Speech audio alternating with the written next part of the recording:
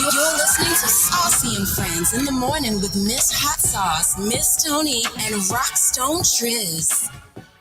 Good morning, everyone far and near, everyone close and far. How y'all doing? It's Spark FM Online, #1 for urban and Caribbean music. This is Saucy and Friends in the morning, and we are here to hang out with you. Hello, everybody. Hello, Rockstone Triz, Miss Tony B. Knowing, hot sizzling sauce That's in the me. building. That's you. Yeah. While the rest of you guys start trickling in, the ones that are here now, go on ahead and give it up a share.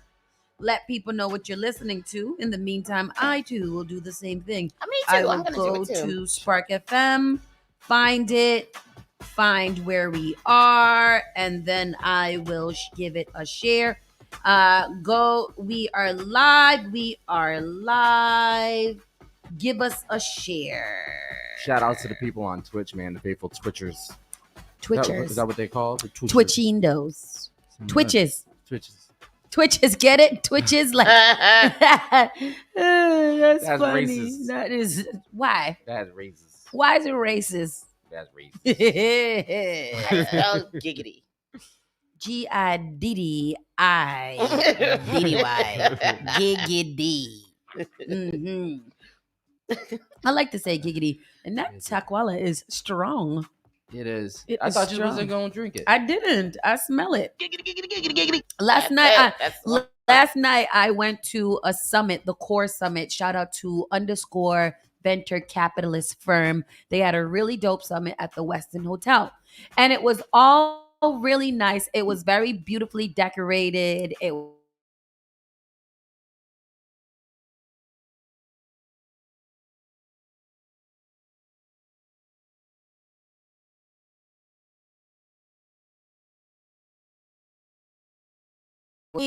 from Groove. If you are a DJ, go on and sign up for the platform where you can get booked for events, and you ain't even got to be on Facebook page.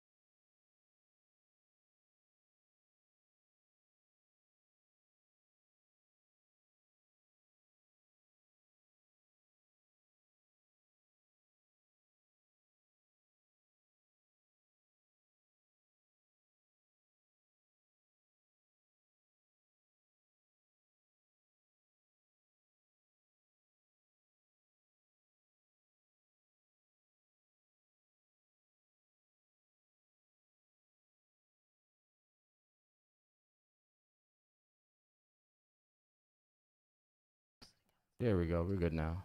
We're good. Yeah. I don't know why. So you had to be to school extra early. You might have to start over. I'm good. I had a good evening. I went to back to school night, met the child's teacher. She's going to be tough on him. I'm a little afraid for him. And then I went home. We did homework. We chilled out. I had him in bed by 8 o'clock. He had to be to school at 7:15 this morning. Let's stop there. What the hell do you have to be to school at 7:15 for? Is taking college courses? No, they were going to apple picking, and the bus was leaving at 7:30. Oh, yeah. Because what is apple? What the apples can't wait until a little later? The early bird catches the worm. I don't want no apple with no worm in it. First of all, So I dropped him off, and then I went back home and went to sleep. Triz texted me and said he didn't need no ride, and I slept more. And therefore, I ended up late this morning. And on Monday, you said you was going to be here early. I did say that. I lied. I lied, everybody. I lied, and I'm saying that I did. I'm not apologizing for it either.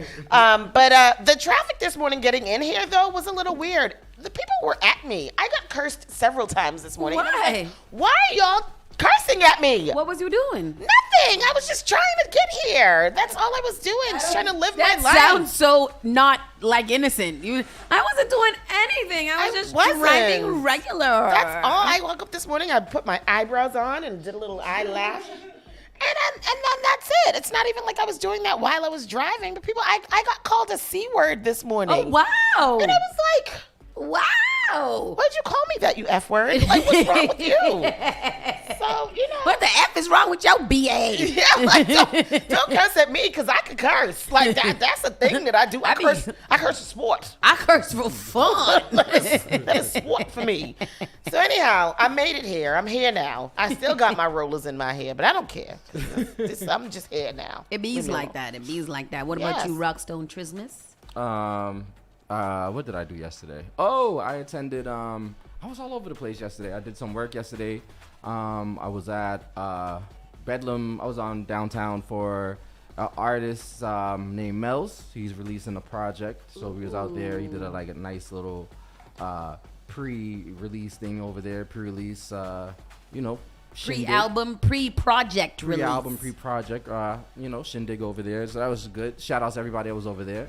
Other than that, I was just riding around. I finished my mixtape yesterday. Riding around getting good. Did you make the graphics and all the things that you need for it, Tristan? Unfortunately, I got to do it over. I finished it because my friend's phone is connected to the MacBook. Yeah. So the thing was freaking pinging. It was like in the mix, you hear ping. No. Ping. I told you yesterday. I asked Tristan. I was like, "Why does your what pings so loud on your phone?" Yeah, what is it? I don't know. Your phone be pinging real loud. Oh, I think it's WhatsApp because you have the notifications turned. Yeah. You can take. You can't. You can't. You're right. You got that. So, yeah, that's you're right. Yeah. It's loud. I ever since I got this phone, I've missed so many calls and texts. Yeah. Like the Android phones are loud. They're like loud and they vibrate now. Exactly. They're obnoxious. That's why you These should phones stick with Apple. It's good for you. Yeah, it's better for your brain magnitude. Yes, for your brain magnitude. Mm-hmm.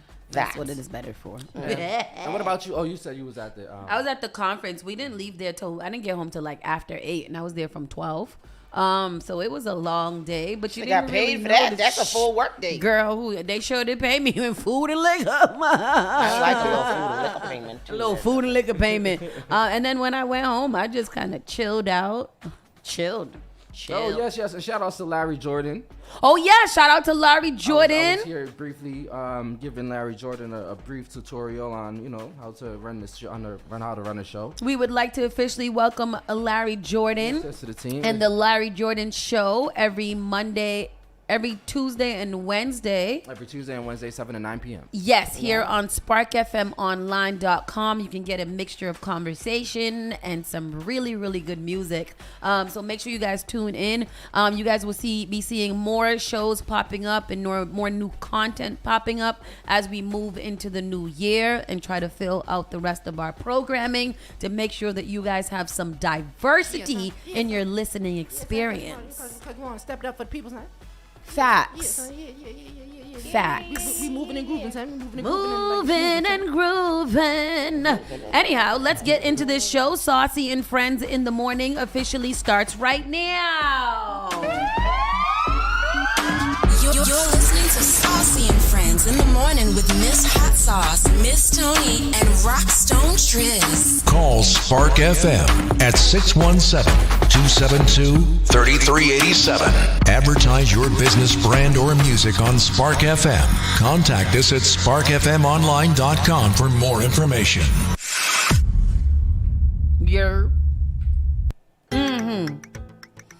So today is... I gotta sound like CK. What today is? Tuesday. Ew. Today is Wednesday, This is the 20th of September. We are still in Virgo season. Sunny, highs in the 74 degrees area. I was looking at it. It's only going to be 74 degrees for about 30 minutes. And winds in the west-northwest at 5 to 10 miles per hour. I love this weather. Me too. I love it. I love My it. weather. You put on a hoodie. You put on some little shorts and or pants. Yep. And some sneaker. It is sneaker season. It is a closed-toe shoe. It is, Pea coat. a pea coat, Leather a little something. It's a layered weather, and I like it. I like fall weather. I like fall weather because I like fall fashion. I like fall fashion. You get I nice love boots. nice trench coat. And I like the fall colors. The colors, the too. browns, Yeah, and the browns yellows, and all the oranges, greens. Yeah. Greens and natural. all. I feel like in the summertime, you got to get really creative. Yeah. Like either really creative or really basic, like a t-shirt and a pants. So, but then in the wintertime, you just trying to get creatively warm. So fall and spring is really when you get to kind of explore, wear different things. And And the So I like- men look good in they fall. do. They do. And they I've put been- on a fresh pair of wheat Tims. I gotta stop shopping. I've been shopping a lot lately. Did you get my little bag and my little short pants? No, we'll look for it today. Yes, I want those. That sounds like a lie. The babe shorts with a big mouth on it right here in the front. I want an innuendo. A big mouth on the crotch. Yes, a big mouth on the crouch. Wow. Yes, an innuendo. Oh, you know what we do have to pick out today too? We have to pick out our Juve bands. Definitely have to do that I today. think I'm I doing a really Dutty want band. the what? I'm doing a Dutty band. He is. Yes. What does that mean? Jab, jab, He's jab. doing a jab band. Oh, really? I don't really want to talk to Tristan about this trip because I feel like he is Advancing without us. yeah. I'm not. Like he's making all of the moves and we're supposed to be doing this together and Tristan's like F y'all. Yep. Remember last time? And to hell with you. Listen, tickets is selling out. They are. We gotta move quick. Pastor Troy is supposed to say take away 2, add 2. I usually rid myself of 2 jackets and get 2 new fly ones. I see what you did there because you're not adding on to that's what I want to do. I want to get rid of, go away of all of the things that are in my kitchen. I'm living out of my kitchen right now. I'm about to do a clean sweep. Sleeping out of your kitchen. Yeah, literally every single item of clean clothing that I have is on the kitchen floor. I just have clothes in every crevice that you could think of my apartment, and still some over at the other house. I probably I don't need need to no more clothes. gather my stuff, and I don't know how to get rid of anything. I don't know how to do it. I gotta do a little haul better for go send it Miami. to I have a friggin' coffin. I don't need to buy not one thing for Miami. Not one thing do I need to buy. Maybe a little gold slide sandal, but that's it. I don't need to buy not one thing. I have a coffin full of sweatshirts and sweatpants. It is literally a coffin. It is the same height as me. It's 5 feet. And it's a 55-gallon bin filled with sweatshirts and sweatshirts. ADSL is having their winter drive. Please donate some. Anybody out there, you have winter clothes, you'd like to donate, you could send them. Snyder said, you is a vagabond. Anybody would like to donate clothes to ADSL, you can contact Jess Lowry right here. Just if you're on Facebook, or if you're not on Facebook, go to the Facebook and just hit Jess Lowry and message her. And get some clothes over there, some winter clothes. Outload your clothes onto them for the people in need. I'm since y'all afraid don't that need if I get rid of clothes, I'm going to buy more clothes. So I might as well just stay with what I have and be like, I don't need to buy anything. And we have a formal event on a birthday party. Shout out to Jeanette. She's turning the big 5-0 this weekend. And we have an event, and it was like formal attire. And I was like, I need to. Nope. Went right into my closet. Found a brand new dress with tags on it. Chris said, message her for clothes only. Everybody see how I love y'all ain't nobody messing y'all for anything else. I know, like, why would anybody message her for anything else? Yeah. Her profile picture is you and her. Her background picture is you and her. And every picture that she posts Every is picture of that you she and posts her. is you and her. They So don't- why? I think they know. Why y'all coming at people that We vote? not. I noticed when people Ain't be nothing else in to love. messenger for They her. can't message it. They'll be like, you got to be real bold to message either one of them because I'd be like, they probably share an account. They do have do they share an account? They tried last night, but I had her. What they did? Tell Chris, call us and tell us the story. Tell us the story. We Story love time. we love a little mix up. I know. And why y'all didn't do the drama on Facebook? Tell people don't call you with the drama. Drama you on Facebook so we can all see it. Exactly. We want to know. Jeez, that's we a part of that relationship as well. Yeah. We the fourth and sixth. We the third, fourth, and fifth wheel. The fifth wheels of them. I'm out of it. I ain't. You're not good. She doesn't know what to come to. She doesn't want to be on the wheel. It's terrible. I'm single all my life. I like that. Let's get into this show, black people. I don't wish this on anyone. So this story actually broke my heart yesterday. I was reading this at 4:00 in the morning, and I don't know why, because then I couldn't go back to sleep because I was upset about it. So the 5 people that were shot the other day around the Talbot Ave, Franklin Fields, over there area, the mother of the 11-year-old boy and the 15-year-old girl wounded in a hail of gunfire is pleading for the violence to stop. This was so crazy to me because it is both of her children. Oh, they were both for one Both mom? of her children. Oh The my little God. girl, the 11-year-old is back home now. The little girl got shot 4 times. Oh my God. What the hell is that? 4 times. She wasn't even part of the event that they are saying that it happened around. She was just outside grilling with the kids who were very close by to her. They don't even know where the gunshots even came out. But the little girl got shot 4 times. She's 15 years old. 4 times. What is happening? It got me really upset. So the 3 So that one is still in critical condition? Yeah, she's the 15-year-old is still in critical condition. The 11-year-old boy was released. She is, she's distraught. She was like, Go ahead.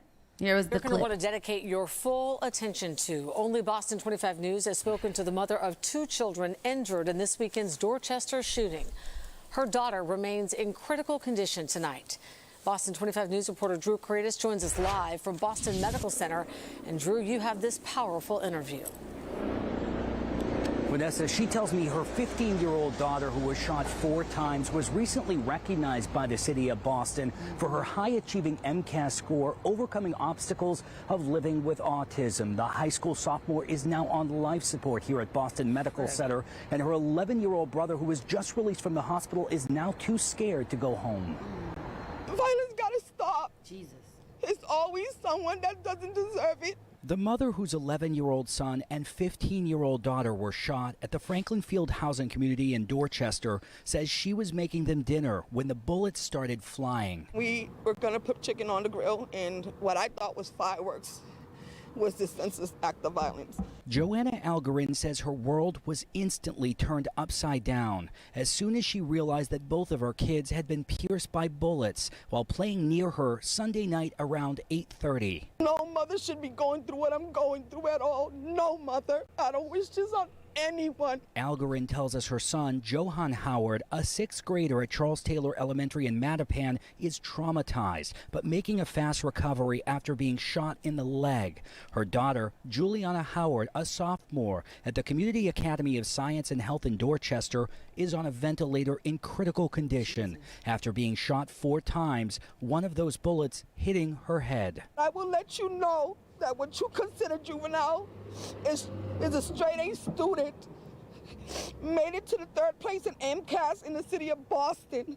My children are not running out and about. Juliana seen here next to Boston Mayor Michelle Wu, celebrating that high-achieving honor last year. She loves butterflies, bright colors, chocolate, ice cream, and so much more. My beautiful spirit daughter is now fighting for her life. She's a 15-year-old girl with a bubbly personality. 3 adults were also wounded in the senseless gunfire. Algarin and other family members say they were not involved in a small gathering happening nearby. They aren't sure where the shots came from, but believe both of these kids happened to be at the wrong place at the wrong time. It's not safe for anyone's children out here. Something needs to be done. Not only election time, always. Say that. Say the words. We should Say be the allowed words. to enjoy the time outside together without the expectation of violence.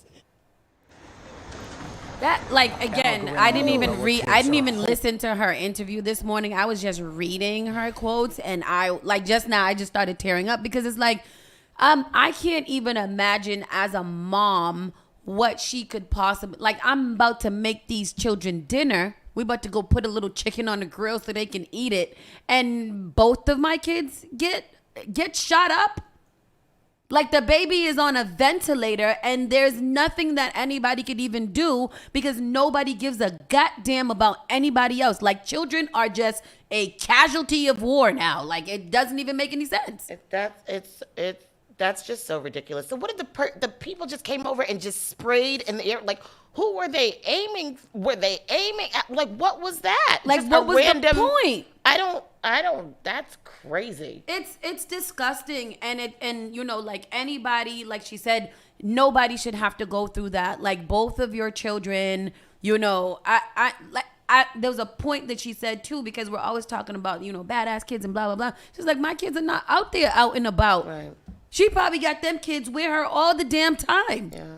I don't understand. I don't even know if there's anything that can even be done, but that's not right. That's just not fair. That's not fair at all.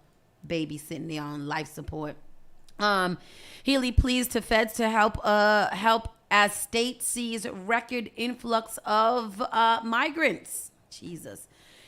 I don't even know. Governor Maura Healey made an impassioned plea to the Biden administration and Congress on Tuesday for help as Massachusetts is dealing with record numbers of incoming families. Healey laid out the numbers during a press conference on Tuesday afternoon. There are about 22,000 people in the state's shelter system. Of those 22,000, about half are new arrivals, she said, and half of those are children. These people are coming from various countries, and Healey says the state is reaching capacity at what it can do to help them. The governor called on the federal government for two things: money and work permits. Hey. She said these migrants want to work and companies want their help. This is not sustainable, Healey said. This morning you saw the business community join in on a call to Biden administration seeking support, seeking a work authorizations. We need it now. We also need federal funds. So I think that we had learned earlier in the year that places that surround the border get all of this government assistance and stuff like that. Did we hear that? I think so. Like these Texas places over there, they get a lot of government funding to be able to support the migrants that are coming over. I think that the messed up part is that they don't want them, so they keep sending them over here, and we don't get the extra funding. So I don't know what we're supposed to do with that. Comments, concerns? No, nothing? No, I agree. Like, what are we supposed to do? And I mean, we have seen an influx of migrants. I mean, when we were out on the Cape the other day, I was like, is these the migrants that is out here? Because there was so many of them. But I mean, it's almost like a cheat code, right? Like, yeah. Let's have them here so we can get the money, but then not do anything with them. I don't know. Didi said, at what point is she gonna say? I mean, I don't know if they can say we're full, because ain't we a sanctuary state? Massachusetts, as it's always done, has stepped up, but we need the support. The governor's plea to federal officials come days after she proposed putting $250 million towards shelter services. She also says she has visited shelters across the state, and migrants say they want to work. And the governor says those numbers are on the rise. She is begging the feds for help because she says at this rate, the current influx of migrants is simply unsustainable.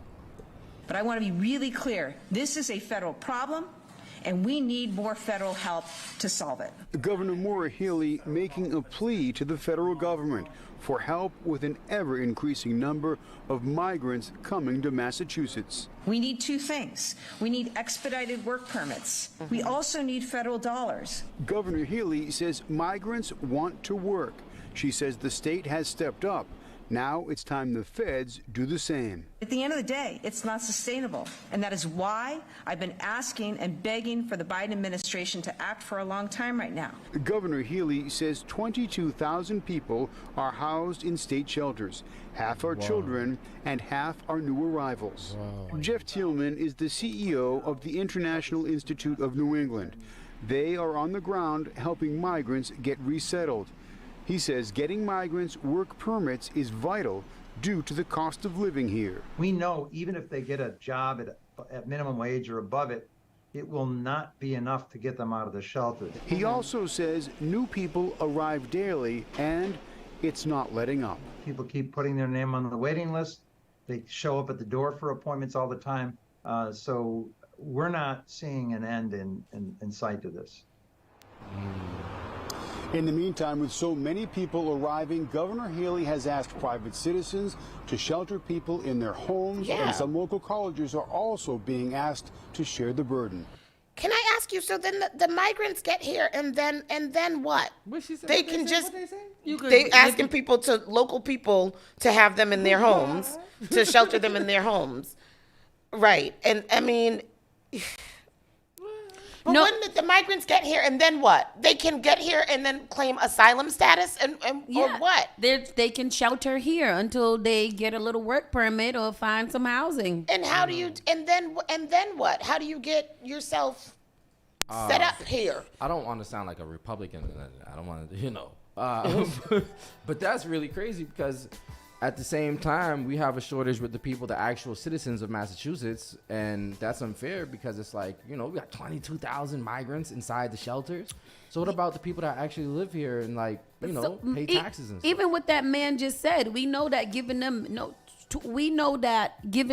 minimum wage ain't gonna help them get out the shelter. Right. Hello, minimum wage is not helping us pay our rent. Exactly. So yes, that's correct, but they gotta start somewhere. At least they'll be able to buy their own food and buy their own clothes and pay a little taxes. But I don't know. To your question, I think that they're specifically migrant shelters. I think that they're not for whatever. I think they're those are shelters just for. No, I for think the that they're migrants. all. No? I think that they're all the so. same. Oh, really? I don't Yeah. think there's migrant shelters. No. Remember when we had the shelter people up here? Didn't we have the shelter people up here? No, sir, I did not. We had some people up here. Didn't we have the shelter people up here? I don't. Yes, we did. We had some of the people. We had some of the housing people up here in earlier this year. What they say? And I believe it's mixed. Was I here? I think it's just shelters in general. I think wherever there's a shelter, it I don't thought matter they were- if I you thought they were migrant or specified migrant shelters. I think they just trying to put them wherever they can put them. But even that, onto what Didi said. She's been on the Section We 8 didn't list have since the, we didn't have the shelter 1995. people here. It was Liz was speaking on. Oh yes. But yeah, I don't know. I think the question is right. When do we say we full? We don't got no more. We can't. You got to take them to somewhere And it's else. I mean, I know that we know about Massachusetts because we live here, but is this happening in other states as well, or is this everybody just coming here? The state's priorities are jacked up, so it must be why not Idaho and things like that, where there's a lot of land? Yes, there's a lot of Well, you see what happened when the migrants tried to come into Texas. They was out there wrangling them like they were slaves. So I get it. Texas ain't the place. Massachusetts always wants to be that progressive state. I get it, but we're so small of a state. We're tiny. There's so much that we can do. Definitely very small. We're I don't even realize. I don't even really be realizing how small we are until I see it on the map, and I'm like, we are a minuscule little ass state with such a big mouth. We got a big ego. We do. You would think that we're the size of New York, but we're a fraction. I think we're smaller than the Bronx. Hey, we are the spirit of America. Yes. The spirit of Massachusetts is the spirit of the America, the spirit of the red, white, and blue. Isn't that the song? Mm-hmm. That's the song. That's how it goes. What? What song is that? That's the Massachusetts state song. We got a song. Are you kidding me? Massachusetts has a song. I just want to know for the record, I did not know that either. Why do we have a state song? I know we got a bird. We got a bird. We got a tree. We got all the things. Flag, but I didn't know we had a song. How the song go? Sing it with the beat. The spirit of Massachusetts is the spirit of Not with America. the The spirit of the red, white, and blue. Y'all don't know. Oh Lord, y'all went to the wrong. It is sung by the Bee Gees. See, by the Bee Gees? Massachusetts one. Yes, is feeling I'm going back to Massachusetts. Something telling me I must go home, and the lights all went out in Massachusetts. That's a different song. That's a different song. What's the song then? That's not the state song. I said Massachusetts song. Yeah, and there's a song for Boston. Something about going Massachusetts back to national state song. Everybody said you made that up. Chris said you made it was the commercial. Was it our official state song? Hail to Massachusetts. The State of Massachusetts by Dropkick Murphys. What did you talk about? Y'all really? Is that really a thing? You made that up. The oldest song that I saw Right about here, Massachusetts. the Spirit of Massachusetts song lyrics. It says, the spirit of Massachusetts is the spirit of America. Spirit of Massachusetts song, America. Commercial. Oh, look, it's the Spirit of Massachusetts commercial that came out in 1987. Oh, it's a commercial, not a song. It's the state song. It's not the state song. Here, Triz, I put it right here. I put it right here, down here. There's another one I typed in. Does Mass have a state?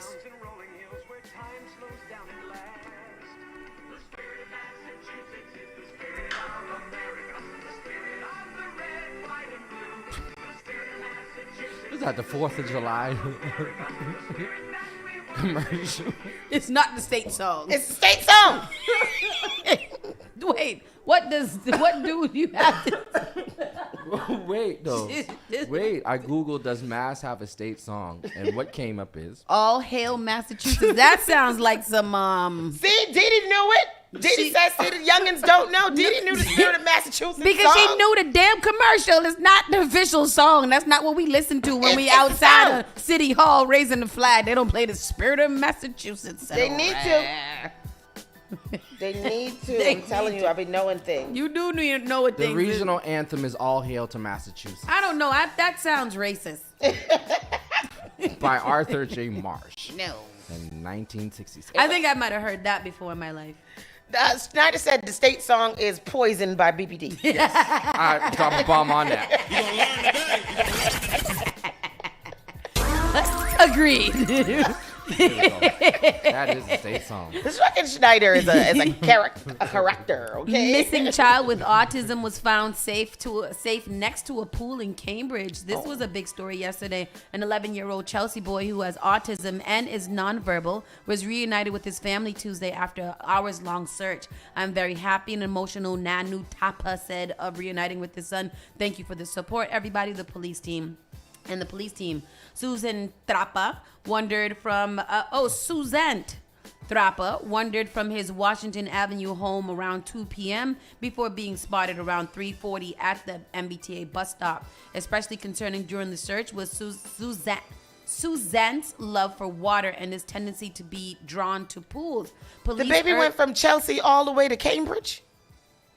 Ain't Chelsea on the blue line and Cambridge is on the red line? So he was traveling. Chelsea's quiz. Chelsea, It's soon. Going to Cambridge. Yeah, it's right over there. It's like Everett, Cambridge, Chelsea, Medford, all of them. But that's still too far for the little boy to wander. That is pretty irregardless. Far. Let's go to the story here. Let's go and find the little boy. Here's the club. So earlier today, this boy was spotted near an MBTA stop, and police were reviewing video to see if perhaps he had hopped onto a bus. Well, it's unclear exactly how he got all the way to Cambridge. His parents are just glad he's home safe now. An emotional mom and dad finally bring their son home, hours after he wandered away from his Chelsea house, setting off an urgent search by police and fire in several cities. I am very happy. Thank you for support for everybody, police team. 11-year-old Suzanne Tapa, who has autism and is nonverbal, disappeared Tuesday afternoon, to be briefly spotted an hour and a half later near an MBTA stop. What was especially concerning is Suzanne is drawn to water and loves pools. Nearly 5 hours after he left home, he was found at a Cambridge recreation center inside by the pool. Someone there alerted police. We reported it. Come to find out that it was in fact the person we were looking for, and then we were able to confirm with mom over the phone with FaceTime. Suzanne's mom rushed to the facility and reunited with him, safe, no injuries. It's unclear how he made it to Cambridge. And he is somewhat, I would say, resourceful. We're not certain if he did take a bus. We're going to kind of follow back with the family, somewhere give them to go. some support services to see, in fact, how he may have gotten there. I need to figure out how he get in there.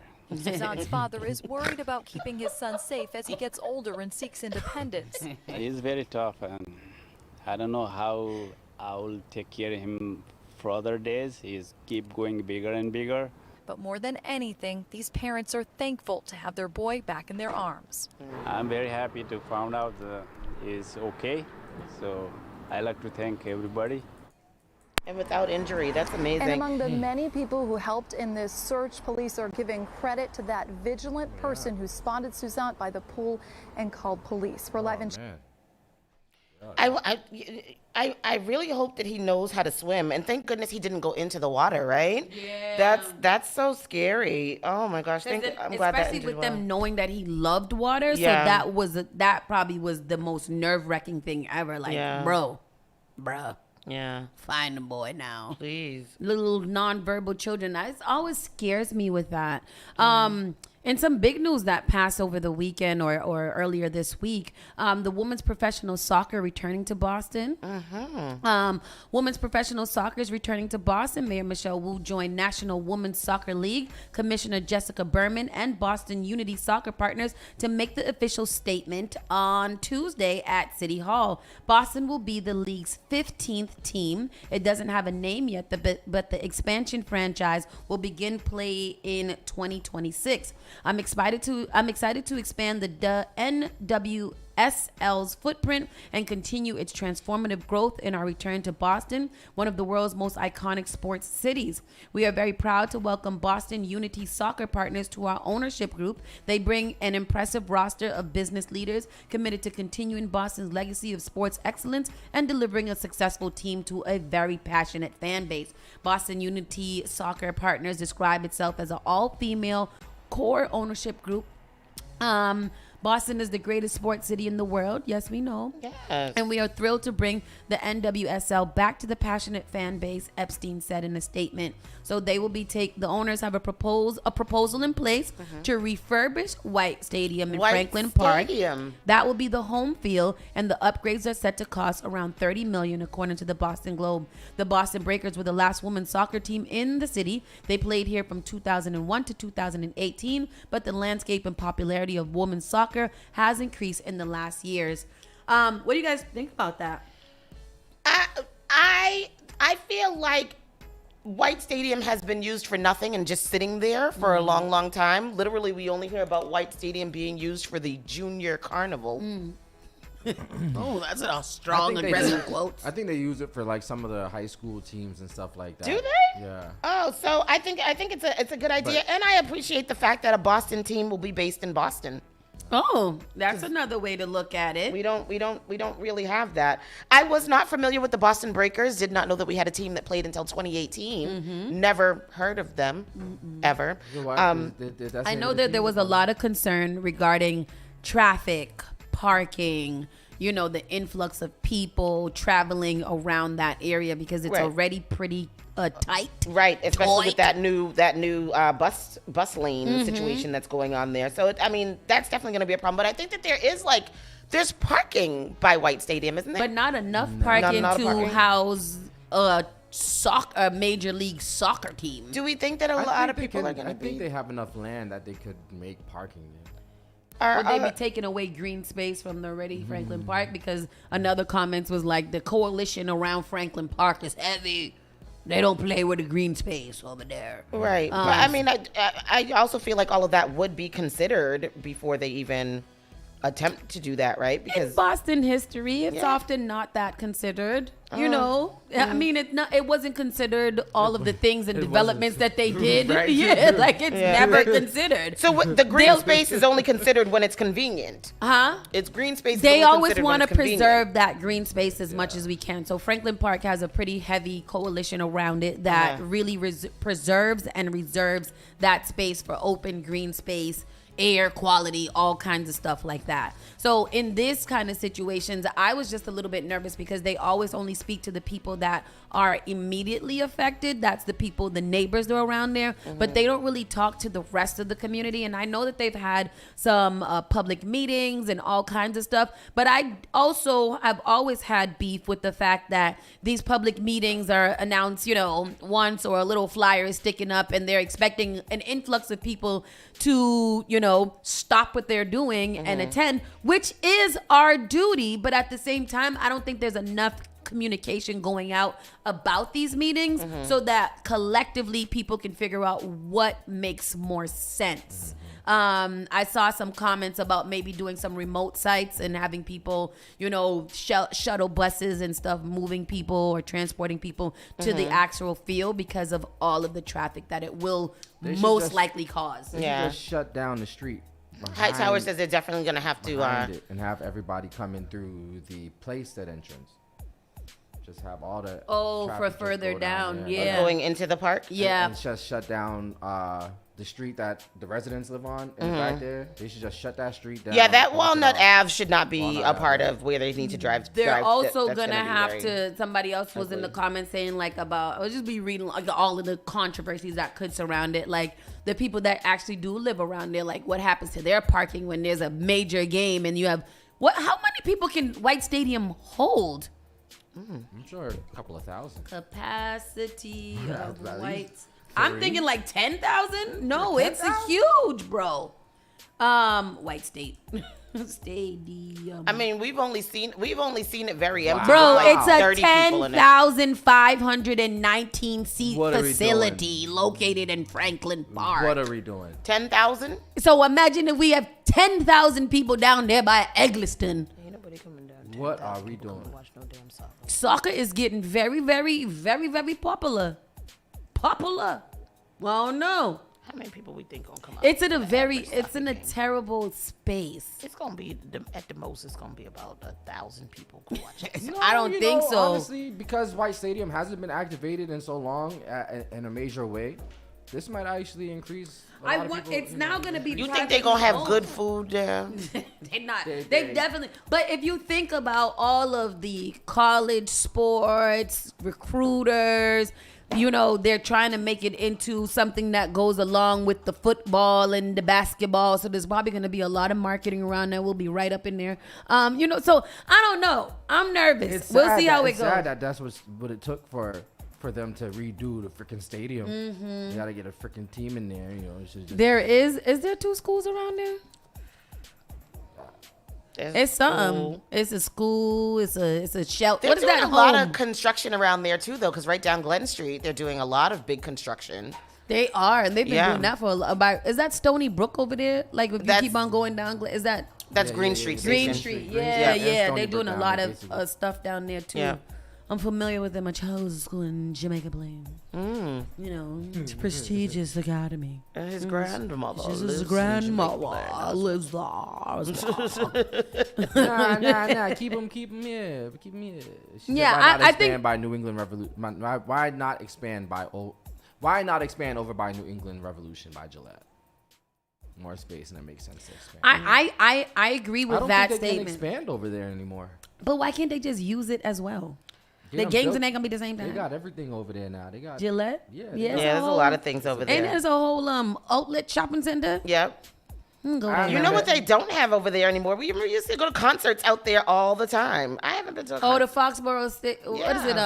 Foxborough. Yeah, when we over there at the other station, he used to have things on. That was a good station.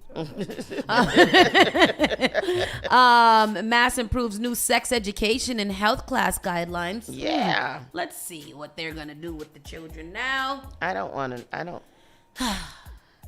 Education officials unanimously approved an updated health and physical education framework on Tuesday, bringing changes to sex ed curriculum guidelines. First of all, I didn't know that they still had sex ed guidelines. I thought they took sex ed out. Me too. What? How they gonna take? No, they took out home ec. Oh yeah, they don't do home ec no more. Where would they teach? What class is sex ed? At least sex ed class. Health. Oh, okay. Sex ed class. Class you go in sexual education. Yeah. More Massachusetts students will receive sex education that is medically accurate and LGBTQ plus inclusive. How do you feel about that?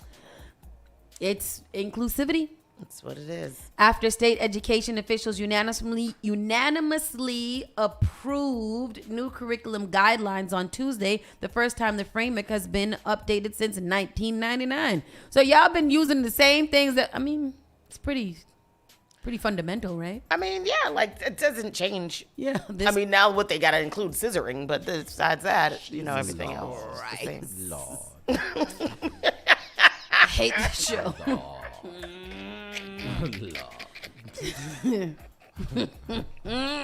Everything else stays the same.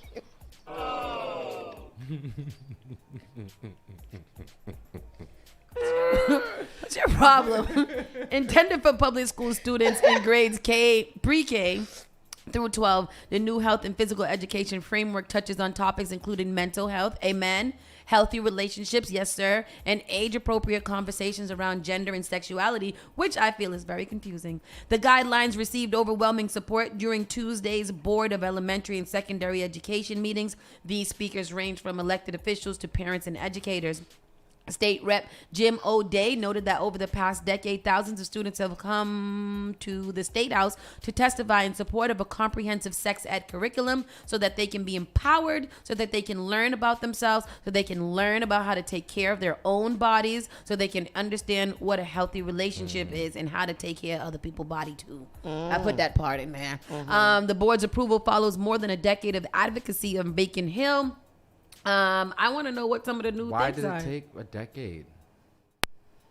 Some people learned what they could from the internet or friends, or were lucky enough to have communicative parents, brother said, but it was a dice roll. That's true, because a lot of these, I can't tell you how heartbreaking it would be to be in a living room or at a kitchen table with a family with a 12 or 13-year-old daughter saying, I have no idea how I became pregnant, the Worcester Democrat shared. That's not myth. That's not a myth. There's a conversations that I actually took part in. Yeah. And that's true. These kids don't know what is going on. Like, they're learning from the internet, and the internet sucks. Yep. It Yep. really just sucks. It does. The internet will have you doing all kinds of things that you just are not ready for. Y'all had sex ed in your school? Yep. Yeah. Yeah. That's where I learned about periods and how to put a condom on a banana. I And missed that about day, the and dental. I'm mad to this day. I'm mad that I missed that day. That's where I also learned about dental dams. And you put the condom on with your mouth? They did teach us that. They did not teach us how to put a condom on with your Oh, mouth. sorry. That was wrong class. Wrong class. Wow. Wow. Oh. Wrong facility. Oops. The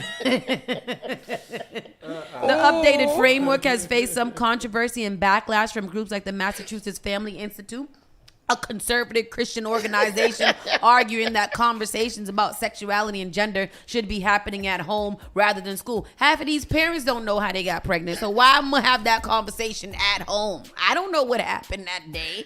Don't ask me. I'm not equipped to answer those questions. Are y'all gonna? But let me ask y'all a question. When your sons get of age, are y'all guys going to have that conversation with them? Or you guys want to have the?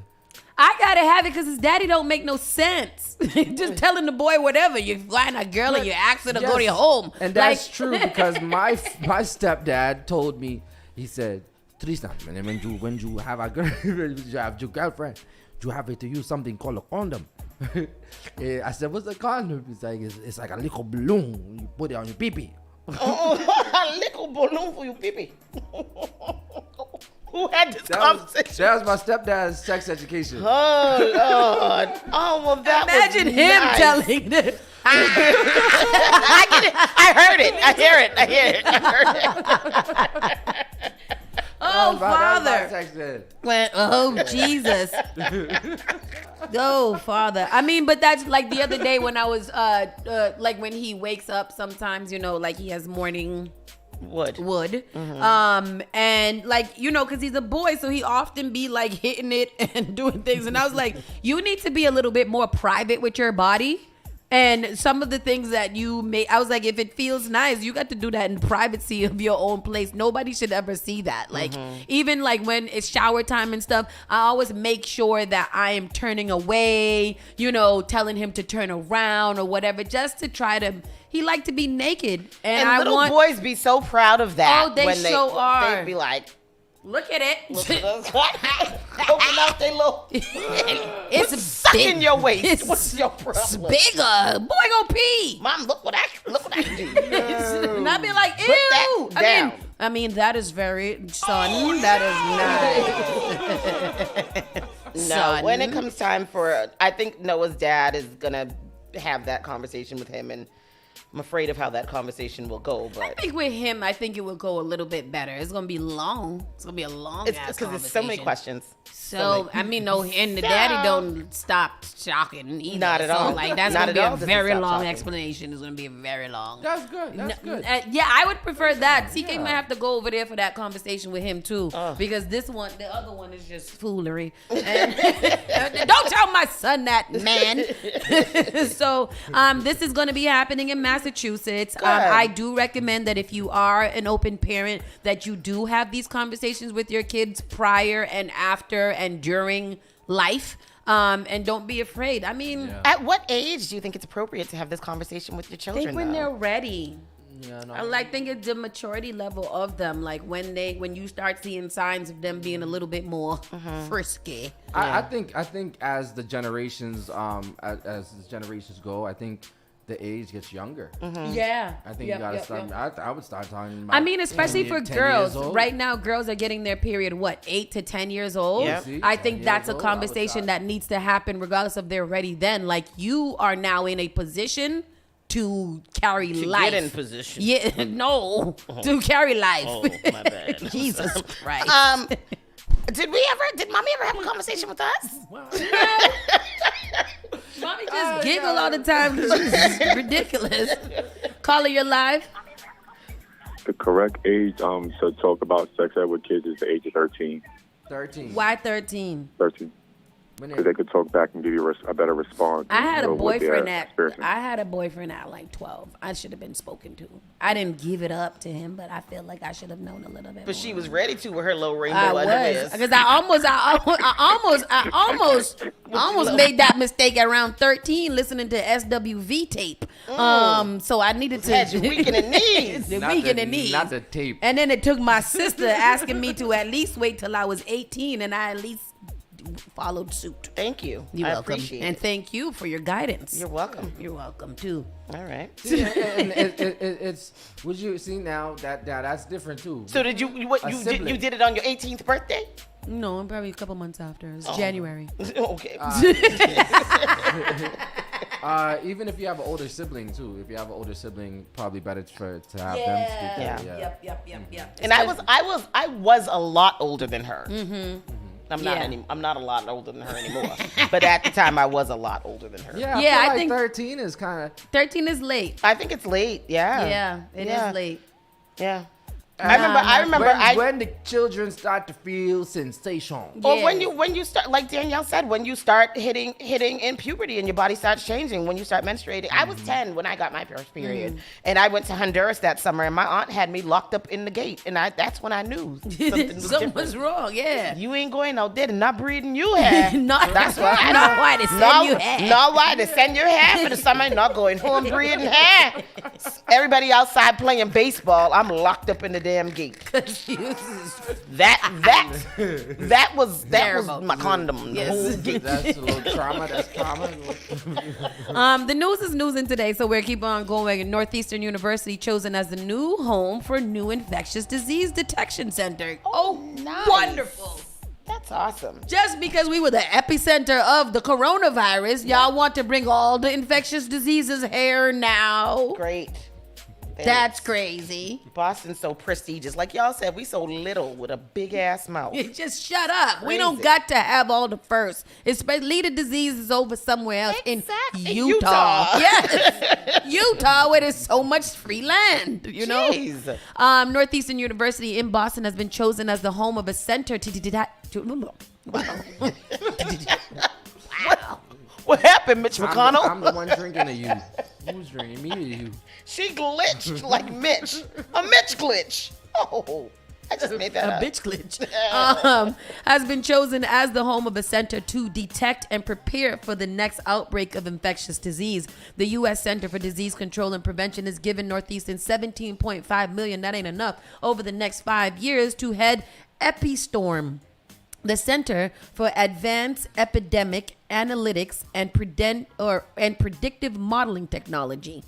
Northeastern's going to take all that money and build more dorms in the middle of the South End. Epistorm will lead a consortium of 10 research institutions, healthcare systems, and private companies that will use tools including wastewater surveillance, AI and machine learning, and other predictive analytics to help the U.S. make more informed decisions during future outbreaks of infectious diseases, especially in rural areas. Well, ain't they just a hero? Thanks. I'll be a hero. Yes. Sun, For a hero till the morning light. Yes. He's gotta be strong and he's gotta be. Yes. I need a hero. And then last but with sound effects. Then last but not least, an angry man with a loaded gun boards a T-bus in Mattapan Square. Period. What? What'd you say? The officers, they had a loaded gun ready to fire in his backpack on the MBTA bus rumbling up Blue Hill Avenue from Mattapan Square yesterday afternoon. Police say DeJuan Johnson, I don't know the guy. 45 of Dorchester. I know. I stopped to be like, hey, y'all know don't. Racked a round into the chamber in an attempt to come up on top in an argument in Mattapan Square. Then, having allegedly made his point, boarded a bus bound for Nubian Square shortly after 5 p.m. Officers alerted to his gun-enabled presence on the bus, stopped the bus. The officers removed the suspect from the bus and recovered a loaded 9mm pistol from the suspect's backpack. The firearm was later discovered to contain 3 live rounds of ammunition in the magazine and 1 live round in the chamber. What does that mean? The clip that you take out, there was Yeah, 3 it was bullets in the in there, chamber. and then there was 1 left. In the That even chamber, if you take the clip out, Every you bit still was have in that the one in there. Okay. He was charged with illegal possession of a firearm, illegal possession of ammunition, illegal possession of a loaded firearm, and assault with a dangerous weapon. Because you got to be not right to be all like, we in an argument, let me flash my gun, and then I'm gonna hop on the bus. Hop on the bus and just ride out to the sunset like nothing's gonna happen. Sometimes I gotta stop and think about the things that I'm reading, because you in the argument, me and you arguing. You lift up your shirt to show me your gun. No, pulled out the gun, cocked it. Yep. And then I'm gonna be like, oh yeah, I thought so, and then hop on the bus. Yep. On the bus. Bold. You could even and call courageous. The bus don't even go more than 20 miles per hour, and it stopped every 3 minutes. Yesterday, so why is it that you thought that they wasn't gonna get you at the next stop? I said, I don't understand how people are so damn audacious these days. Where is the audacity coming from with everyone? I don't get it. It's so crazy to me. Y'all are wild out here in these streets. Shout out to Uncle Grandpa, who be producing us on the late night, sending me mad stories all hours of the night. Shout out to you. Thank you so much. And with that said, we are done our Around the Way news. We're going to take a quick commercial break. And when we come back, we'll be talking about our national and world news. Find out what other crazy crap is happening in other parts of the world. Spark FM Online, #1 for urban and Caribbean music. Saucy and Friends in the morning. We'll be right back.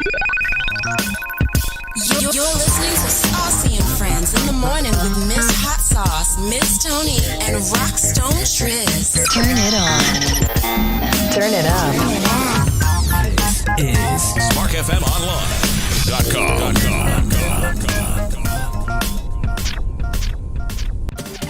Miami, get ready on Sunday, October the 8th. Get ready for Togetherness, the Boston Invasion, Miami Yacht Cruise. That's right, ladies and gentlemen. Unice Promotion and Glenn presents Togetherness Miami Yacht Cruise. It's the Boston Invasion, white and lime green edition. Music's gonna be by Vital Rhythm, DJ Idrin, DJ Alfredo, Selector Q45, DJ Chester, and Tempo Rhythm section from Trinidad. VIP sections are available. It's all aboard the Music Yacht, located at Bayfront Park, 301 Biscayne Boulevard in Miami, Florida. Boarding time is at 5:30 p.m. Departs at 6:30 p.m. Returns at 10:30. Tickets are only $75, and the day of is going to be $85. Purchase your tickets at togetherness.eventbrite.com. This is a 21 plus event. Proper IDs required. Contact Unice at 617-719-3972 or Clint at 508-507-4413 or contact Darling at 786-614-1449. That's right, Miami crew, get ready. It's Dorchester, Togetherness,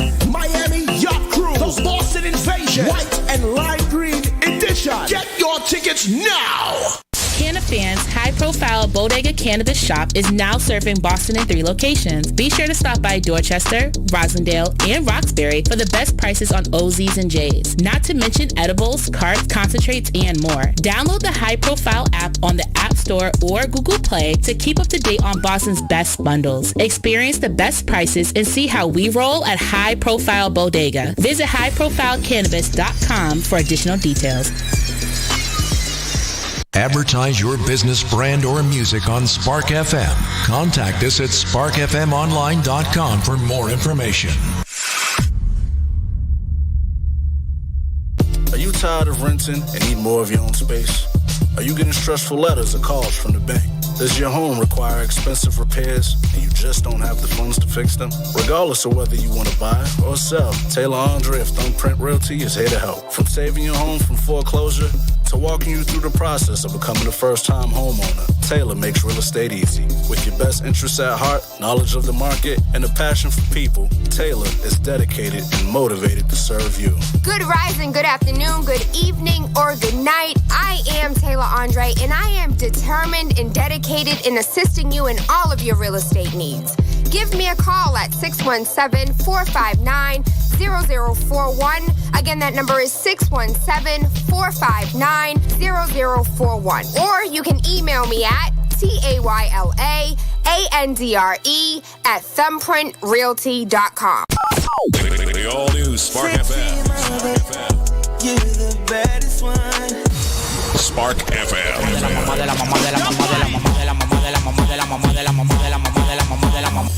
You are now listening to Spark FM.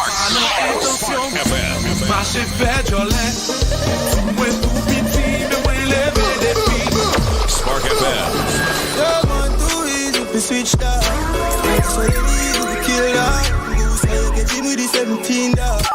Spark FM.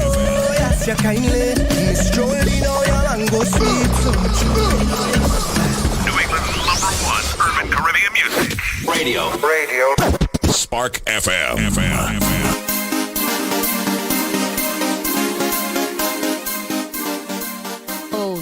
Spark FM Online, #1 for urban and Caribbean music.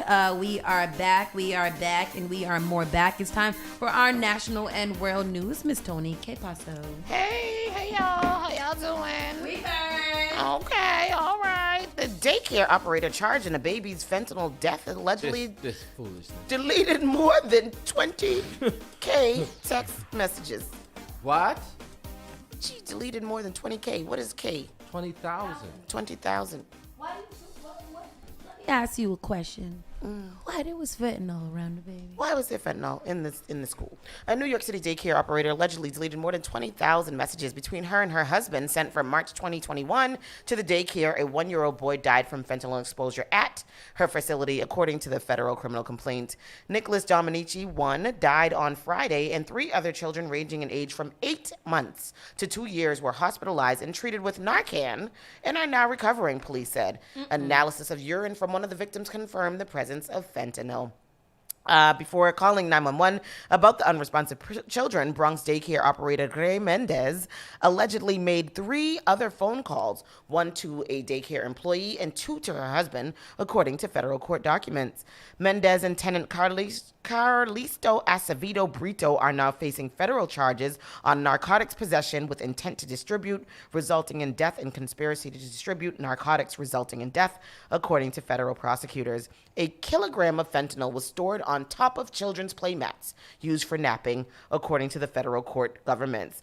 In a case that's shocked the conscience of the city, the defendants allegedly poisoned 4 babies and killed one of them because they were running a drug operation. Was it on purpose? Did they do it on purpose, or they were just that careless? No, they were just that careless. They just had it on top of their mats. You put it on top of the mat. You put the fentanyl on top of the mats that the babies are using? Yep.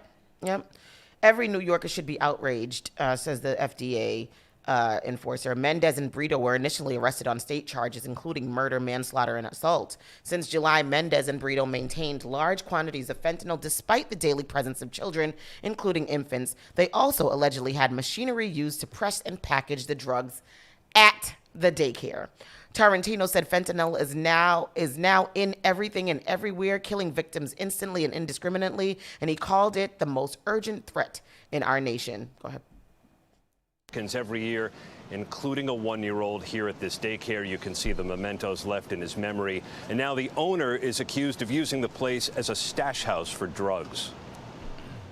This morning, the owner of Divino Nino Daycare is locked up on federal drug charges, accusing her of storing fentanyl on playmats children use to take naps. One of the most reckless things that a human can do, to endanger the life of a child like that. Inside the daycare, investigators say they found large quantities of fentanyl, along with machines and supplies to package it for sale. Was this daycare meant to hide a drug operation? So, Aaron, these drug traffickers, they don't care. They could care less about the people that they're putting in harm's way. And in this case, these babies were poisoned by the reckless, irresponsible behavior of drug traffickers. 4 children became ill after they were exposed, but the owner, Gray Mendez, allegedly called her husband twice before dialing 911. And while waiting for paramedics, prosecutors say her husband was seen carrying heavy shopping bags out a back alley. All of that happened while the children, the babies, were suffering from the effects of fentanyl poisoning and in desperate need of help. 1-year-old Nicholas Dominici died at the hospital. 3 others were revived with the overdose reversal drug Narcan. The DEA says the case demonstrates the danger fentanyl poses to the country. It's often now mixed into other drugs, but since it's odorless and tasteless, users may never know. Fentanyl-related deaths have increased every year in the last decade. As little as 2 milligrams can be lethal, and the DEA says it seized enough just last year to kill every American. Jesus. This morning, Mendez and a co-defendant are being held without bail. She told police she knew nothing about fentanyl being stored here at her daycare. It had just passed inspection, but city daycare inspectors don't check for fentanyl. Why would they? Though the health department says now maybe they should.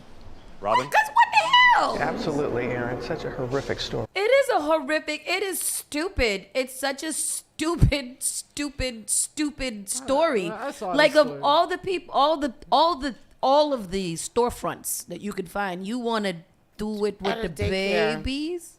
The babies. Like that. There's no question about that. Just lock them up. Kill them. For the life. Crazy. It's crazy. For the life. There was another story. I'm not sure if it's in the stories, but the daycare worker that was in trouble for giving all the babies Benadryl. Oh, no. I saw one where they were there were some daycare. I don't know if it was daycare workers, but 2 women were arguing and they were like throwing a baby back and forth to each other while they were arguing or something like that. I don't know what's going on. Like, because it was a hot potato? I guess. I don't know, honey. I don't know what's going on in the world. 5 people were shot at a Denver bar after a woman was turned away at the door. I don't know what that means. While that story is loading, because why is the story taking so long to load? There's another story here that says more than 3.5 million patients have been given pelvic exams without their consent, a study estimates.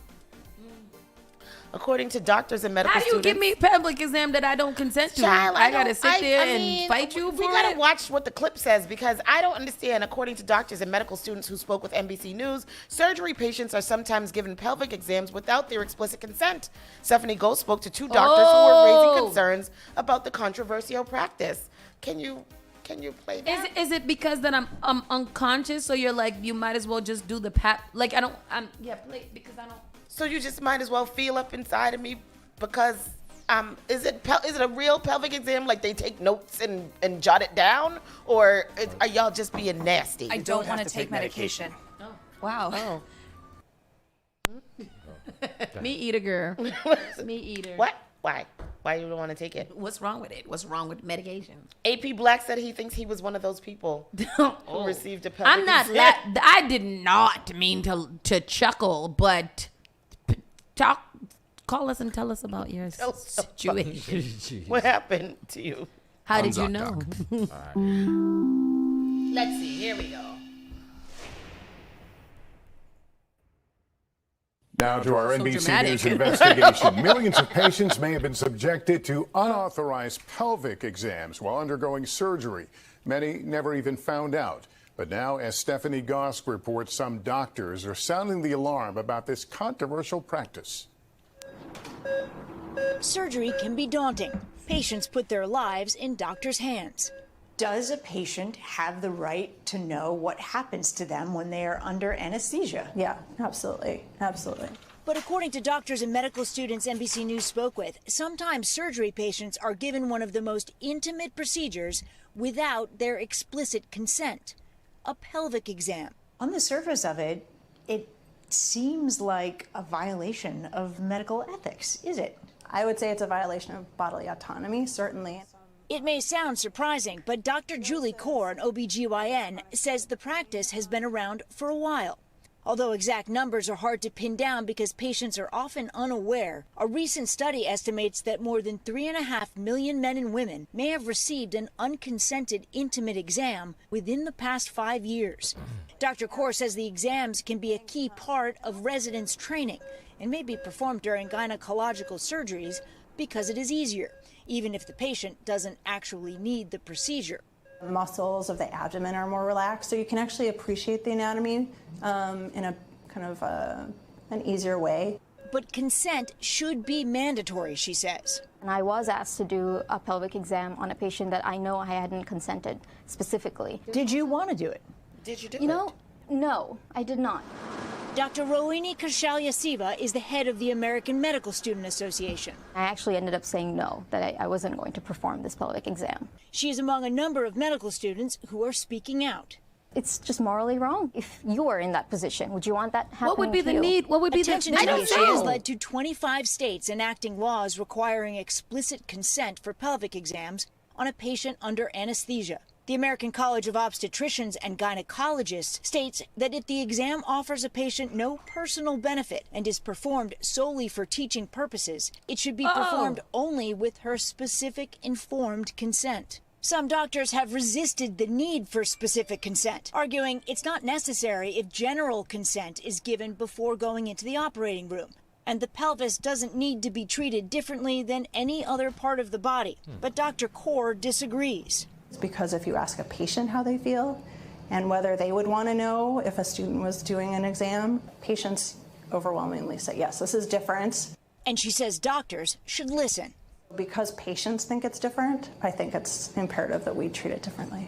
Stephanie Gosk, NBC News, Chicago. I'm so confused. I go in for spleen surgery.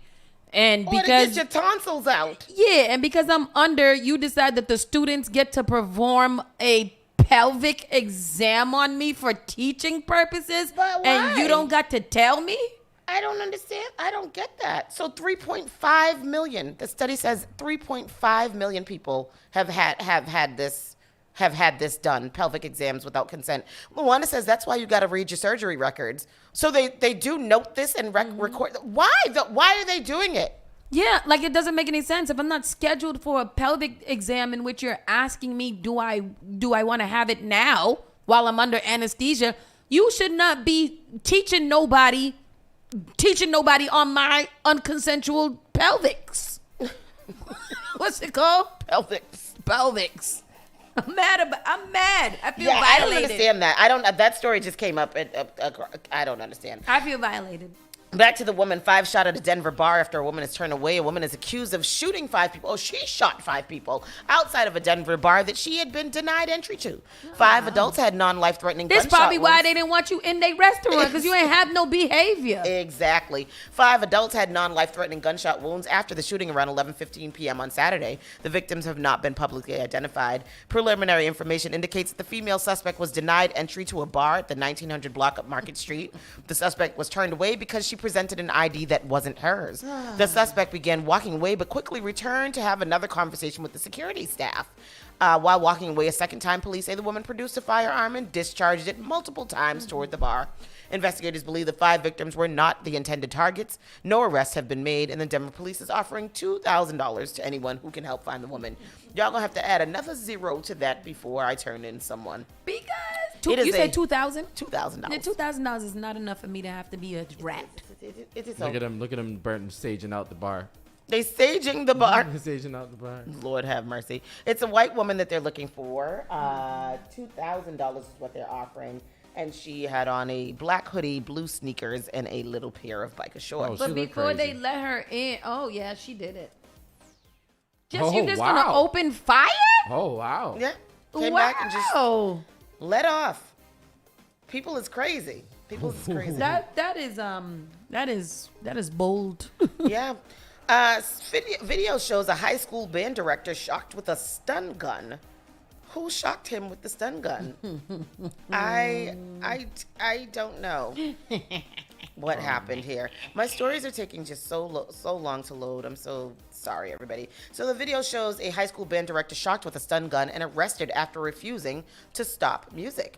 Police body camera video shows an Alabama high school band director being shocked with a stun gun and arrested by officers in front of screaming students in a chaotic scuffle that broke out after he refused to immediately stop the band as it played in the bleachers following a football game. Why?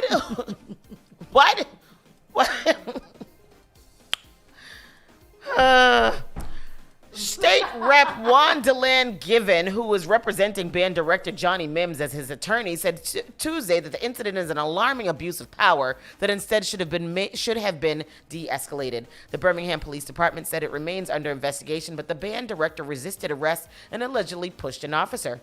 The altercation erupted after the game last Thursday between Minor and Jackson Olin high schools. And here is the clip.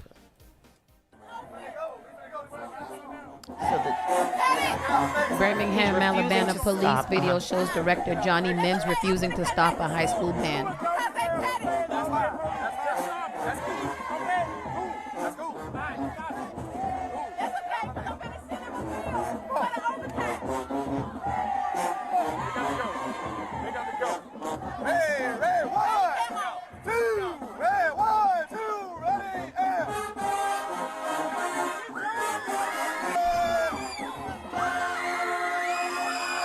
Is that when he's done them? We're watching the video. Oh.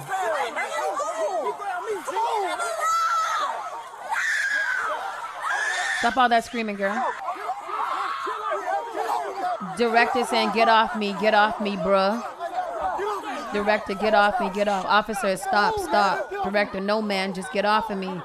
The officer said, the director's attorney said officers should have de-escalated the situation.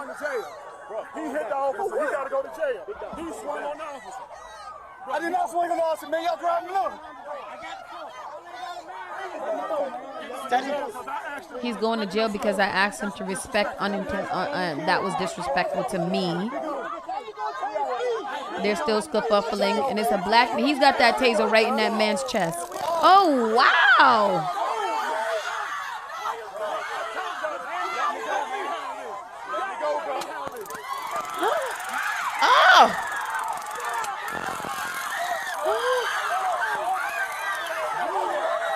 Oh my gosh. Officer 2 deployed taser to gain control. Third officer. Oh my God. Ugh.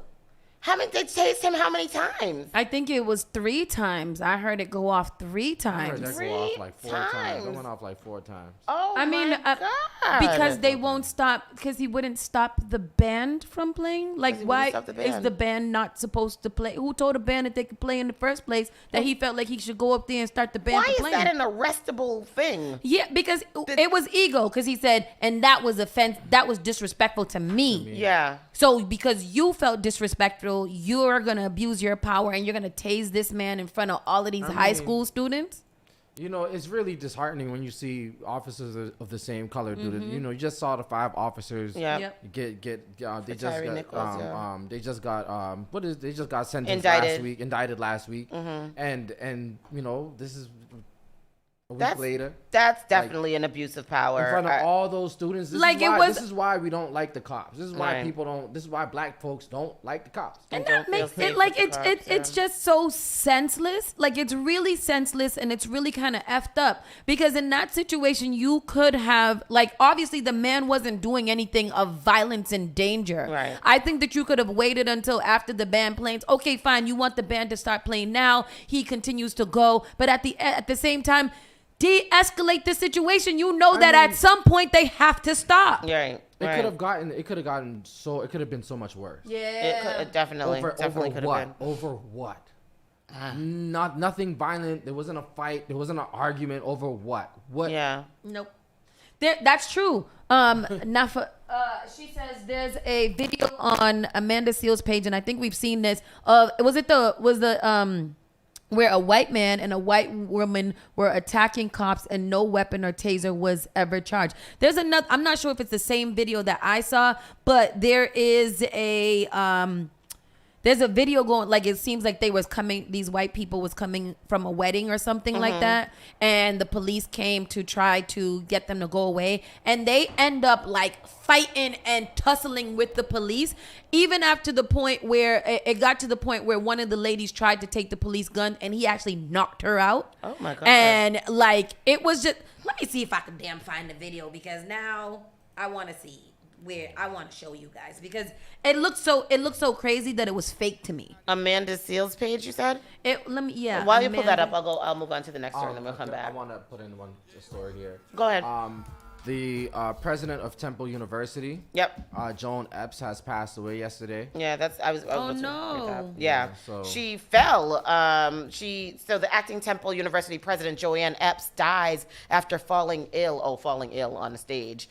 Oh, on stage. She was on stage. She was in a conference. Oh my gosh. Temple University acting president Joanne Epps died Tuesday shortly after becoming ill on stage during a memorial service, officer said, describing her loss as a gut punch and struggling through emotion as they recalled her nearly 4 decades of service. Epps was attending a memorial service at the university for Charles L. Blockson, a curator of a collection of African-American artifacts, when she suffered what a doctor speaking at the news conference described as a sudden episode. The Philadelphia Inquirer reported that Epps, who was scheduled to speak at that service, slumped in her chair shortly after the event began and was carried out in the arms of a uniformed officer after the announcer asked if there was a doctor in the house. Epps was taken to Temple University Hospital, where she was pronounced dead around 3:15 p.m. Tuesday. The university said she was 72 years old. Wow, that's so crazy. I think she had talking to you about that. Why did she come back? I think the answer to why she came back. I'm not sure what this. Which one is it? But no. That didn't actually show. Oh, okay, good. What happened? And this is just them talking. It's called something Boston. It's like a shade room for Boston. Oh, it was here. That Amanda Seales thing happened here in Boston? I didn't see the Amanda Seales thing. I can't figure out which one it is. Boston. I know what you're talking about. Boston Black Media? It's not. It's like a white shade room for Massachusetts. Oh, really? Almost, yeah. Not Boston culture? No, it's definitely not Boston culture. No. I just found it the other day. It's not spicy Boston either. But yeah, man, AP Black said that was in Rhode Island, and the white lady kicked 2 police officers in the pee-pee. Yes. Anthony Hightower said, I saw that video. It was wild. None of those officers felt threatened, apparently. Nope. Mm-mm. And I don't know what that video is. There's a video of Amanda Seales' page. If I find it, I'll tell you. I'll show it to you guys before the day is over. Temple University was also in the top news for the country. They make Temple University makes big move as they are one of the best colleges in the U.S. Are they? Yeah, and are they historically black? Temple University placed number 89 in the latest best colleges, U.S. News and World Report of national universities. This marks the highest ranking ever for the university and the first time Temple has been included in the top 100. Oh, good. That's good. Yeah, good for them. Temple is a prestigious school. It's located right smack in the middle of the ghetto, but... That's what you guys told me the other day, and I was like, really? Yes, it is. It is. A Batman researcher said gay in a talk to school kids, and when asked to censor himself, he quit. An author's clash with a Georgia school district over a brief mention of homosexuality in a presentation highlights the reach of conservatives' push for what they call parents' rights. So Mark Taylor was a nobleman, was supposed to talk to kids about the secret co-creator of Batman with the aim of inspiring young students in suburban Atlanta's Forsyth County to research and write. Then the school district told him he had to cut a key point from his presentation, that the artist he helped rescue from the obscurity had a gay son. Rather than acquiesce, he canceled the last of his talks.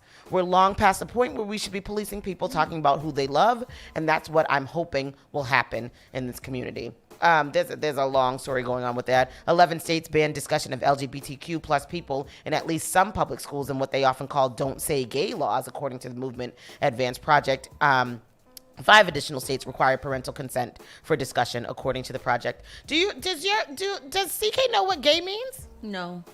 No. I don't think so. I don't think so either. And yeah. I got some part of the video. This is from the car. And Didi sent it to us too. That's the one I'm using. You want me to put? I'm Okay. putting it in there now. Put it up, or you got it? The FDA has rejected the first needle-free alternative to EpiPens, calling for more research. The move came as a surprise. In May, an FDA advisory committee voted to recommend approval of the drug for children and adults. The EpiPen. So the EpiPen, say it again. They wanted to have a needle-free one, so one that could just be like a nasal spray. The FDA has rejected that. So. I don't know if I want that. A nasal spray instead of the actual shot? Yeah. It's like Narcan. Yeah, but I don't know. I feel like it gets into the, like, if I can't breathe, I'm gonna sniff it. You spray it up in your nose. No, just give me the shot. Okay. I feel like the shot is more precise, and it gets in there one time. Like, there's no. If the wind blows, it's not gonna blow the spray or the shot. Leave it how it is. It's working. Okay. Touch it. straight directions. Straight Go ahead. To your vein. You have that the video of this is a different one. Yeah. Oh yeah, this is the one though. Look at them kicking the cop. This is body cam footage of damn it, I want to find the other video.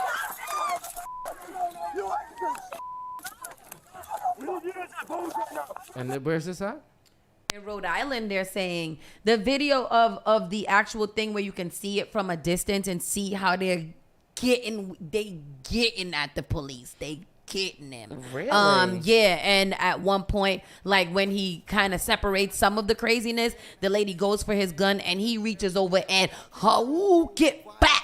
She goes down. She got knocked the F out. And then he's like, I'm going to call the police. Yeah. Reached for the policeman's gun? Where is it? Didi said there's videos on YouTube. Let me see. But keep on reading. I'll find it. And then my very last story, a WTF, door cam footage. DoorDash delivery man spits on the food ordered after dropping it off near a Miami place. So he went to drop off, the woman and her son ordered their DoorDash food. The DoorDash man came to deliver it, puts it down, and then bends over and spits 3 times onto their food. They said apparently he was upset because they only gave him a $3 tip on a $30 delivery. So there's the video there if you want to show it. You're not supposed to tip the people till after you get your food. I know. Don't you once I accept my delivery, that is when I put it on the app? Like, how you spending my food before that? He spits on their food. food. Get your food, you put your tip in. Only ones you tip is after is like ride shares and stuff. Right. But you tip the people when you order your food. Yeah. Really? Because sometimes they just leave it at the door. They don't hand it off to you. Yeah. So if they just leave it at the door, you're not able to tip it, so you tip before. I think you're right. Only Uber is who you can tip after.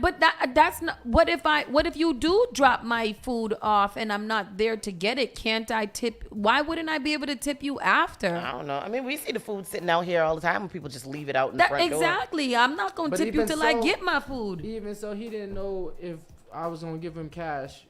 Right. He got there. Exactly. So he just spit on their food. The door cam footage caught him spit 3 times onto their food. I mean, at least it's on the bag and he didn't peel it open and did it. But that's just that, like, it's 2023. Yeah. I just want the record to reflect that it is 2023. Yeah. Almost every single house in America has a Ring doorbell or some type of camera surveillance foolishness. Even my building got the Ring doorbell. This is what I'm talking about. In this day and age, delivery drivers are still doing this. Like, we can see you, and because I have your information from this application in which I ordered it from, I know who you are. You're gonna get in trouble. It's one spit for every dollar of his tip. I'm telling. But yeah, so he's been fired from DoorDash for spitting on the people's food. You don't say. Yeah. I mean, yes. No, you can't work here. You don't have no self-control. You gonna spit on my bag? Yep. Nasty. Yes. Stupid.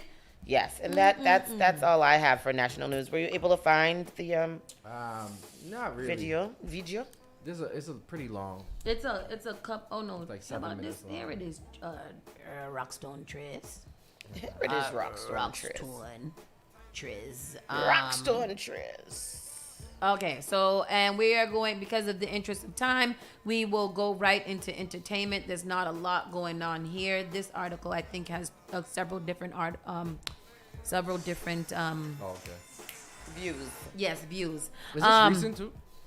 Yes, this was recent, I believe. This is September 13th. Yep. Vanna White will continue. As soon as you pull it up, let me know. Vanna White will continue to serve as Wheel of Fortune co-host through 2026. Where was she gonna go? Exactly. See, how come we don't be hearing about all this stuff now? I saw it. I thought I don't even understand why I didn't put it in the group. Maybe because it was so stupid looking that I thought it was fake. Like, it couldn't have been real, that we are actually squaring up with the police and nothing happens, but this man is letting the children play the instruments and he gets tased in his chest. Craziness. It don't make no sense. So Pat Sajak may be saying goodbye to Wheel of Fortune next year, but his longtime co-host Vanna White is sticking around for the time being. In a news release sent to CNN on Tuesday, representative for Sony Picture Studios, the studio that produces Wheel, confirmed that White has extended her contract for 2 years and that she'll remain on the show through 2025-2026 season. Why does Ryan Seacrest keep getting every job in Hollywood? Ryan Seacrest has so much money. It's ridiculous. I just feel like there's a lot of people out there that could have been doing this job of Wheel of Fortune that they did not have to get Ryan Seacrest. They should have put Nick Cannon there. He's doing quite enough. He needs the money. Sajak announced in June that he'd be retiring after his current season wraps up, saying in X, formerly Twitter, "Well, the time has come. I've decided that our 41st season, which begins in September, will be my last." How long has she been on the show? That's what I. But Vanna White don't age She though. don't. She That's doesn't. crazy. She must be black. It's still not coming up. Man, she got a whole lot of what do you call that, face stretcher. Crow's feet. What they call it? What they call it when they peel Botox. back when they peel facelift. Oh, facelift. Yeah, facelift. When they peel it back. I'm gonna skip this Blueface story because I need him to be out of everybody's life. Why does he exist? Somebody Blueface needs to be on that same ship that the Kardashians and Donald Trump and everybody else. Put Krishan and Krishan Jr. on that too. Send them both over there with him. The baby gotta go too. Everybody gotta go. The baby, Krishan, the baby mother, and the other 2 children that she has. Put them all on an island, Gilligan's Blueface Island, and send them all over there with no cameras. Listen, don't give the Zeus Network no ideas. I mean, child, it's gonna be called A Family Affair or something like that with Blueface, and because Krishan is right back sniffing around him. Talking about my baby daddy. I knew it because everybody in the comment, not everybody, but you know the few jackasses be like, we all been there. We ain't all been there. No. And number 2, give her time to grow. Yeah. You don't grow overnight. Yeah. You don't grow overnight. So she gets no excuses. The whole family and the children gotta go. Take them away. Lil' Kim had the final say on the Ebony magazine cover edits, and it looks crazy. Oh. It looks crazy. No. It looks crazy. What do you mean? So she is on the 50 year of hip hop as the queen, and that looks crazy. What this is it? Not this top picture. That is it. Who is that? That is Kimberly Nicole. That's Lil' Kim? That's Oh. Put it on the screen for the people. She says that there's a discrepancy in the photo editing. There's not a discrepancy. One has a brighter filter on it and one has a duller filter on it. And Kim, you approved it, and that looks crazy. Crazy. You guys seeing it? So Lil Kim fans have been ripping Ebony magazine for her heavily photoshopped new cover, but the photographer says that these edits were sanctioned by the rapper herself. The famed magazine debuted multiple covers for the Hip Hop 50 issue on Monday. In addition to Kim, Busta Rhymes, Swizz Beatz, Rick Ross, and 50 Cent all had their own covers as well. However, it was only the former's that was heavily scrutinized for its seemingly extreme airbrushing. Whoever did the editing needs to be fired. Won't you go get a bag of the Legion? I'll be undressed in the bra all season. Right to count your jewels, thinking I'ma cheat you. The only one thing I wanna do is freak you. Stone sets, I got my own baguettes, and I'll be doing things. Addressed the critics in an Instagram comment saying, "Man, she wanted to be in control of the retouching, so this is what we got." You can view the cover below, as well as a video Ebony has since posted in a possible attempt to quell speculation. Oh, look at it. Yeah. I think it looks better than the videos. She looks like a sea creature. I don't know. Play the video again. Let me maybe see. I'm bugging. I think it looks better. It looks like it's hard for her to breathe. Yeah. Like she can't close her mouth. I think the picture looks better than. Look at the little piece of skin that is hanging out over that belt. I don't know why the breast is like that too. I mean, how nobody could look at she can't close her mouth. If they couldn't fix her breast. I just feel like Kim is such an icon that it is insane to me. I mean, she looks exactly like Madonna with her new face, with her new. She looks like something that someone made. Mm-hmm. Oh, look at the rest of the like AI. Yeah, there we go. It looks like an AI. Like, give me a hip hop picture of Kim AI. Like she didn't even pose for it herself. Yeah. The other. These are nice. These are dope. Yeah. These are freaking fire. Yeah, and Kim does. Busta's is incredible. I love Busta Rhymes so much. Kim's is definitely terrible. It's a terrible thing to look at, and I'm sad about it. Oh no, what did I just erase? And then last but not least, Fat Joe gives No. There's downer. There's a lot. Oh, what is this? What I'm looking at? Fat Joe, former President Bill Clinton, new Terror Squad kicks. Oh yes, they came out. Nice. They're so cute. Are they nice? They're cute. They're black and white Air Force Ones. They say Terror Squad on the back, I think, or they have a TS on the back. They're cute, black and white. They look like Air Force pandas. Exactly. That's literally what I got to. And okay, Bill, wearing your little forces. You know who wear forces all the time? Who is the man that wears forces all the time? Oh, Kraft. That man always got on a pair of Air Forces. Oh, does he? Yep. This random tweet had me laughing. Growing up, my mother was a 911 operator. She would always tell me people calling about Fat Joe doing some ish. Yes, the rapper Fat Joe is trying to kill me. Please send me at least once a couple months. Why? Oh, I don't know. I don't know. When asked if she always has a stack of money on her, Sexy Red said money is her emotional support animal. Good for you, Sexy Red. Rihanna and A$AP Rocky show the first photos of Baby Riot. He has on little high socks and a little suit, and it's a cute boy. And a little pink outfit. And I was like, is it a boy? That's what I thought too. I said, I thought they said that Riot was a girl, was a boy, but Me too. Riot's got on a lot of pink. He's wrapped up in pink blankets in the other pictures of him as well. I think they're giving him autonomy. Gender neutral? Yeah, maybe he's gender neutral. Yeah. He looked just like that daddy. Mm-hmm. Boy, I'm telling you. Damn children. That's one. Both of them. Yeah. That's a picture of the family together. And then that's the picture of Baby Riot.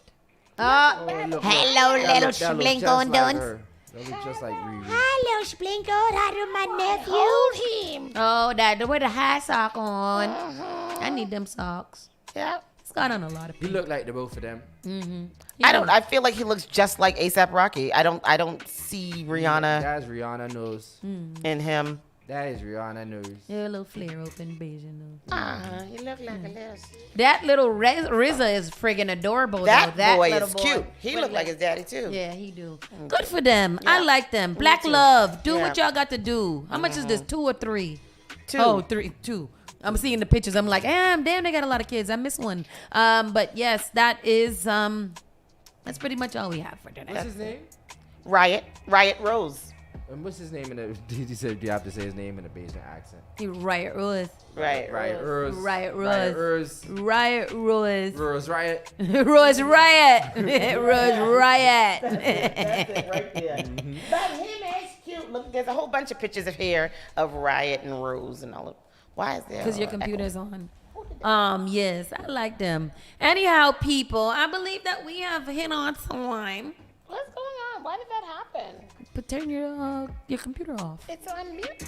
It's not, because I can hear me. I can still hear me. Anything going on this weekend? Anything going on this weekend? Well, it is only Wednesday, other than my birthday on Sunday. I don't really know. I don't really know. Either. Nothing. It's a lot of. There's actually a lot of things going on this weekend. It is a really big weekend going on. A lot of birthday parties. Today's the last day of summer. Today is the last day of summer. This is the beginning to the end of summer. Mm-hmm. Oh.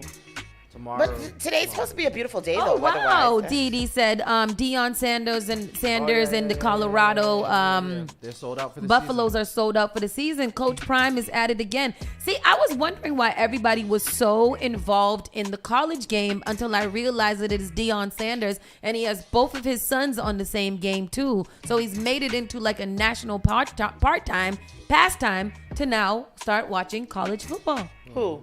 Deion Sanders. Because that's what he does. He's a marketing beast. He's a football coach. Okay.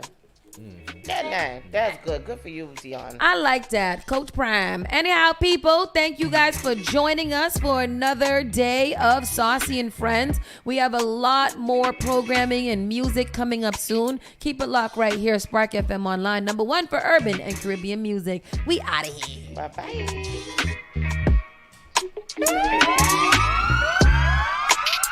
The all-new Spark FM. Log on to sparkfmonline.com.